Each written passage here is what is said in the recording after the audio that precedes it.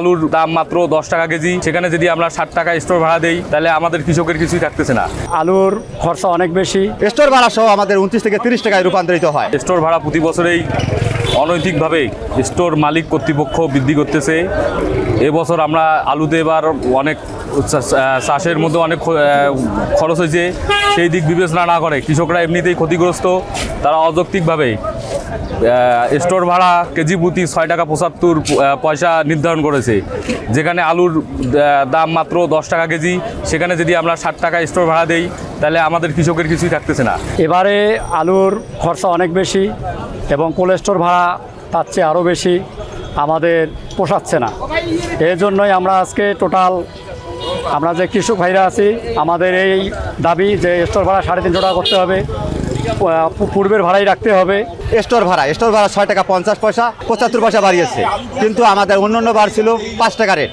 এরকম খরচে আমাদের দেখা যায় আমাদের আলুর খরচ পড়ে 25 টাকা। টানা সপ্তমবারের মতো বেস্ট টিস্যু পেপার ব্র্যান্ড হিসেবে স্বীকৃতি পেয়েছে বসুন্ধরা টিস্যু। স্টোর ভাড়া সহ আমাদের 29 থেকে 30 টাকায় রূপান্তরিত হয়।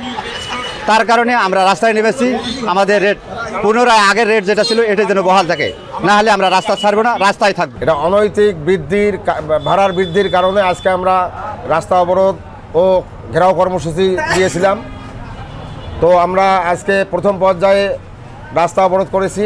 আমাদের দাবি পূরণ না হওয়া পর্যন্ত আমরা অবরোধে অটল ছিলাম।